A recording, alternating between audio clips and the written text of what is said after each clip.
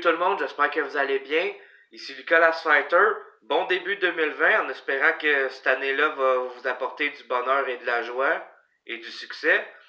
Dans le fond, je suis là pour vous faire la chronique des films que j'ai mieux aimés pour l'an 2019. Comme je l'ai mentionné dans la vidéo sur les sorties de janvier 2020, 2019 était une année très chargée pour les films. Beaucoup de bons titres ont sorti et on a vraiment été gâtés.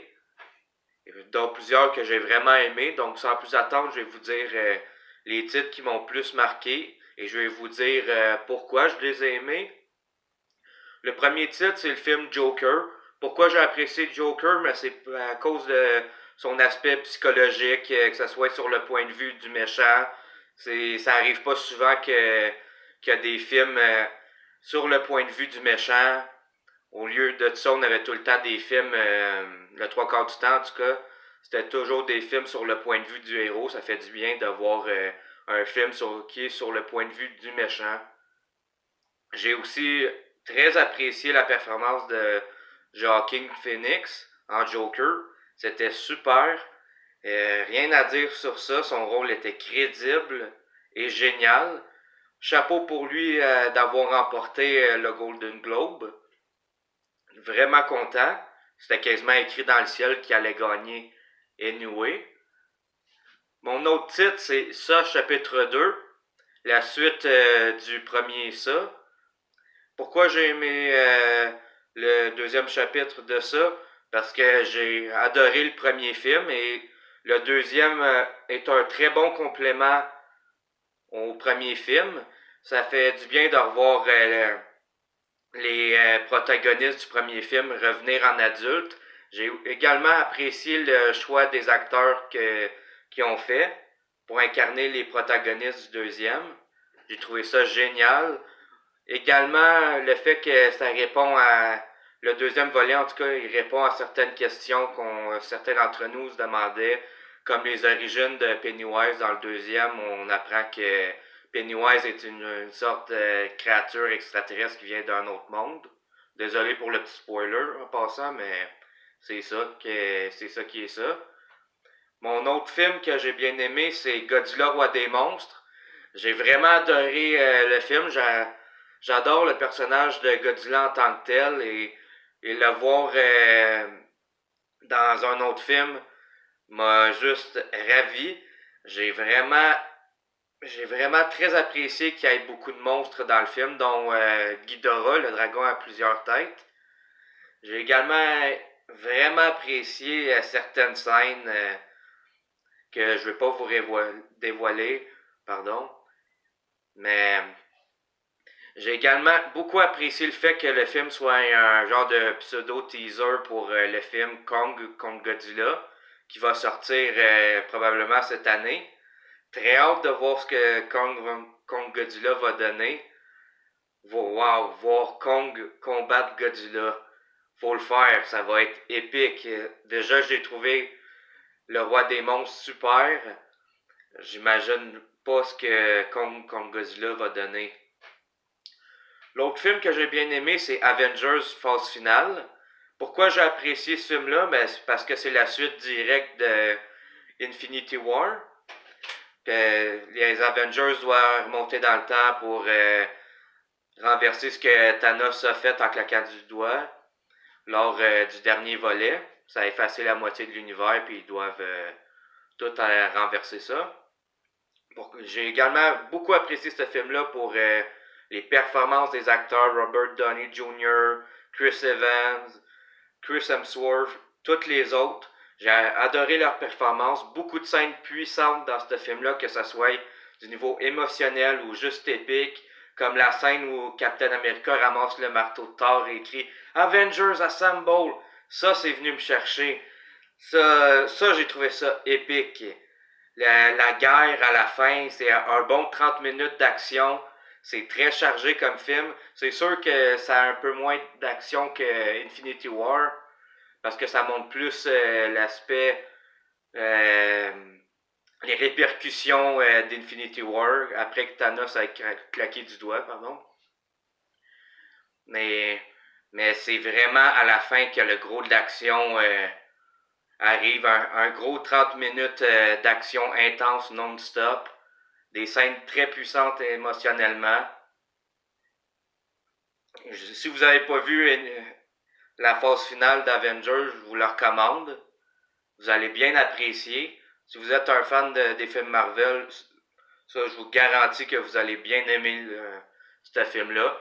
J'ai également aussi aimé que ce film-là, ça soit comme une genre de porte ouverte à des possibilités quasiment infinies pour le futur des studios Marvel pour leur prochain film. J'ai très hâte de voir ce que l'avenir va nous réserver pour Marvel Studios. Mon autre film, c'est Les histoires effrayantes à raconter dans le noir. Pourquoi j'ai aimé ce film-là? Parce que j'ai trouvé que ce film-là sortait un peu de l'ordinaire. C'est un groupe de jeunes qui tombent sur une maison hantée par l'esprit d'une femme au passé radical, comme on pourrait dire. Et cette femme-là, elle a un livre. Et ce livre-là raconte l'histoire de plusieurs monstres. Et le problème, c'est quand tu ouvres ce livre-là, toutes ces histoires-là finissent par se matérialiser petit à petit. J'ai vraiment adoré ce film-là. Le fait que Guillermo del Toro ait contribué, c'était juste parfait. J'espère qu'il va y avoir une suite. À la fin du film, ça finissait comme à avoir une suite. Peut-être que c'est juste une fin ouverte. Seul l'avenir va nous le dire. Un autre film que j'ai aimé, c'est The Irishman. Pourquoi j'ai aimé ce film-là? Personnellement, je l'ai trouvé épique. Épique dans sa durée, épique dans son casting, son histoire. Juste le fait de voir Joe Pesci, Al Pacino, Robert De Niro dans un seul film, c'était parfait. Le fait que ça se passe dans les années 50, 60, jusqu'aux années 70, ça également, j'ai adoré ça. L'histoire sur la vie de Frank Sheeran, c'était parfait. J'ai juste trouvé ça drôle que le rôle de Al Pacino dise autant souvent le mot cocksucker. Ça, je l'ai vraiment trouvé drôle. Je pense qu'il dit au moins plus que 5 fois dans le film. Il le dit vraiment souvent, là. Mais l'histoire est vraiment écœurante. Également de la façon qu'ils ont arrangé les acteurs par ordinateur. Ils les ont rajeunis pendant le film. Ils ont également vieilli plus vers la fin. J'ai vraiment adoré ça. C'est toujours plaisant de revoir Joe Pesci. Surtout que ça faisait très longtemps qu'on l'avait pas vu au cinéma. Mais dans un film en tout cas. Puisque The Irishman était une sortie Netflix qui était limitée au cinéma. L'autre film que j'ai apprécié, c'est Dragon 3. Pourquoi que j'ai apprécié Dragon 3? Parce que j'apprécie beaucoup les films Dragon. Et c'était le dernier film qui conclut la franchise des films Dragon. J'ai vraiment adoré. C'était une très belle fin. Mais dans mon cœur à moi, ce sera toujours le deuxième, le meilleur. La scène où Stoic meurt. Désolé pour le spoiler. Mais cette scène-là vient me chercher émotionnellement. Là, c'est triste. Mais à la fin du troisième volet de Dragon, c'est également très poignant. C'est dans le fond un compte-rendu du premier jusqu'au 2, jusqu'au troisième. C'est juste parfait. Si vous avez des enfants, je vous recommande fortement ce film-là. Vos enfants vont adorer les personnages de Harold, de Croque-Mot et toutes les autres. Maintenant, mes mentions spéciales, j'aimerais en nommer une pour Star Wars 9. Même si c'était pas ma conclusion de film de Star Wars favorite, j'ai quand même bien apprécié le film pour ce que c'était. J'ai beaucoup apprécié les références. Si vous êtes un fan de Star Wars, je vous garantis pas que ce film-là, vous allez le trouver, ça va être votre favori, mais vous allez apprécier le film, vous allez apprécier les références. Comme par exemple, pendant le film, il y a je crois qu'il y a un événement. Si je me rappelle bien, le nom de cet événement-là, c'est la cérémonie des anciens, je crois. Et cette cérémonie-là se passe à chaque 42 ans. Et si on compte 42 ans, c'est la date qu'un certain film Star Wars est sorti, le tout premier, l'épisode 4, A New Hope. Donc c'est ça qui est drôle, la scène entre Kylo Ren et Han Solo. Désolé pour le spoiler. Oui, Harrison Ford revient dans une scène du film. Cette scène-là est très puissante, mais dans le fond, ce film-là est très bon. Mais est-ce que c'est la meilleure conclusion d'un film Star Wars? Nah. Tu sais, je veux dire, tu regardes ce film-là puis t'as l'impression, c'est quoi ça? Voyons, le retour de Palpatine, où c'est que ça sort?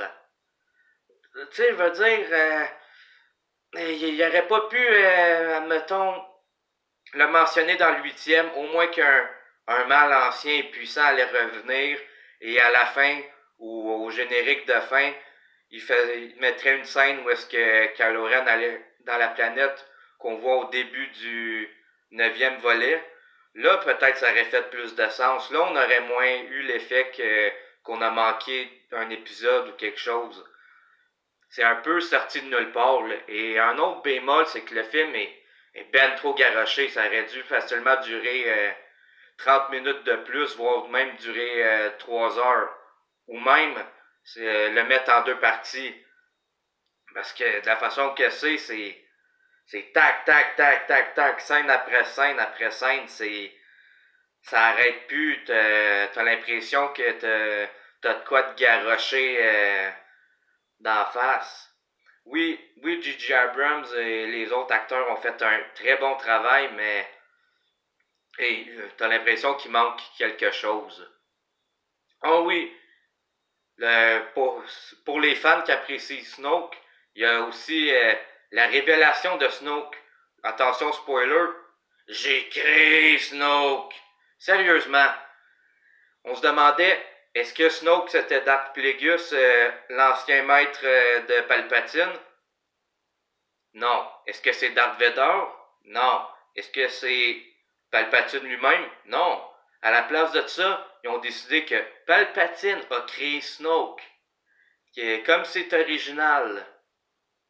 Mais bon, c'est un détail. J'ai quand même apprécié le fait que, ce qui paraît, selon certains fans, moi je ne l'ai pas remarqué du premier coup, mais ce qui paraît, il y a des références aux chevaliers de la vieille République, comme Darth Revan et les autres, qui en passant, ils vont commencer les films de Star Wars d'ici 3 ans. Ça, et le prochain film va être justement sur les chevaliers de la vieille République, où ça va être dans ce temps-là. J'ai hâte ce que ça va donner. Une autre mention spéciale, c'est Pokémon Détective Pikachu. Pourquoi je le mets dans mes mentions honorables? Parce que ce film-là était une surprise pour moi. Je vais être honnête avec vous. En voyant le trailer de ce film-là la première fois, je me suis dit, un film sur Pokémon en vrai personnage. Quoi? C'est quoi ça? C'est clair que ça va flopper, là. Tu peux pas... c'est clair que ça va être mauvais. Tu peux pas faire un chef-d'œuvre avec des Pokémon. Tu pas un vrai personnage. Mais quand j'ai vu ce film-là, j'ai été agréablement surpris. L'humour était au rendez-vous, l'action également. J'ai vraiment beaucoup apprécié le film. Les Pokémon également, qui étaient quand même assez bien fichus. Ça m'a donné la claque au visage que j'avais probablement besoin. Ça me prouve qu'il faut jamais juger un film juste en voyant une bande d'annonces. Mais c'était une agréable surprise. J'ai vraiment adoré ce film-là. C'est pour ça que c'est dans mes mentions honorables. Dans mes autres films mentions honorables, il y a aussi Ford contre Ferrari. Ça, c'est un film que j'ai vraiment aimé. J'ai adoré les courses de char, les bruits, les effets sonores. C'était superbe. La performance de Christian Bale et Matt Damon, c'est super, génial. Par contre, j'ai trouvé que le film avait quelques similitudes au film Rush. Je dirais pas que c'est un copier-coller, mais comme j'ai mentionné, il y a quelques similitudes. Dans mes déceptions de l'année, je vais y aller avec Terminator Dark Fate. Sérieux, je vais vous dire, j'ai regardé le film, puis c'est quoi? Pourquoi, Arnold? Pourquoi?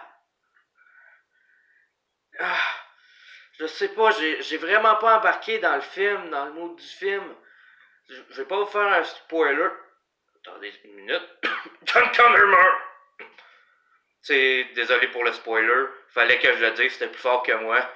Euh, mais, mais oui, John Connor, le personnage emblématique de la série, même le personnage clé, je dirais, de la série, meurt au début du film, comme prétexte de d'introduire leur nouveau caractère dans le film.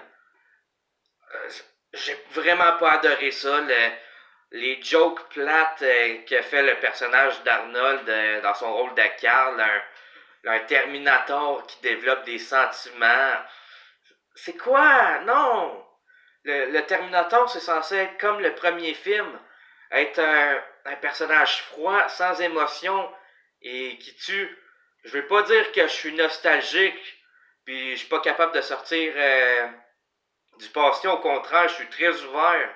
Mais juste en voyant ce volet-là, j'ai vraiment pas embarqué. Même Genesis, que c'est pas mon préféré également, je trouvais qu'il y avait plus de potentiel.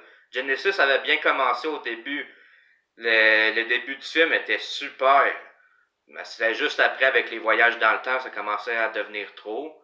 Mais, mais tout ça pour dire que j'ai vraiment pas apprécié ce film-là. Un autre que j'ai été déçu, c'est le film Rambo 5, Last Blood. J'ai vu les premiers films Rambo, comme First Blood, le 2, le 3, le 4. Les 4, je les ai bien aimés. Mais celle-là, j'ai vraiment pas embarqué. Non, le film est pas mauvais en tant que tel, mais ça ressemble pas au film de Rambo. Ça ressemble plus à l'enlèvement, à la sauce Rambo, mais juste à la fin. Puis même là, on dirait quasiment la scène dans Skyfall ou à la fin ou Home Alone. Tu sais, c'est pas parfait. Par contre, je donne quand même crédit à Sylvester Stallone et sa performance superbe.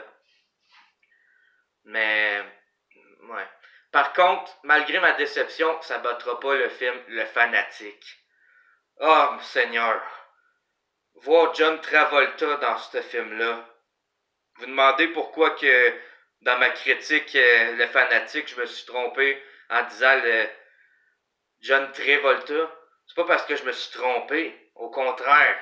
C'est parce que j'ai tellement eu honte de ce film-là que je voulais pas m'avouer qu'il a joué dans ce film-là. Ah, sérieusement, c'est quoi ça? Ce film-là avait du potentiel, mais finalement, ça a tombé sur quelque chose de tellement mauvais. En tout cas, j'ai vraiment pas apprécié. C'était quand même dommage. Parce que comme j'ai mentionné, ce film-là avait du potentiel. Mais bon, c'est des choses qui arrivent, ça fait partie de la game. Et moi, j'aurais une question pour vous. C'est quoi vos films favoris de 2019? Vos mentions honorables? Vos films qui vous ont moins marqué ou que vous avez trouvé carrément à chier? Laissez-le moi savoir dans les commentaires en bas. Sur ce, on se revoit très bientôt pour d'autres vidéos. Salut, à la prochaine!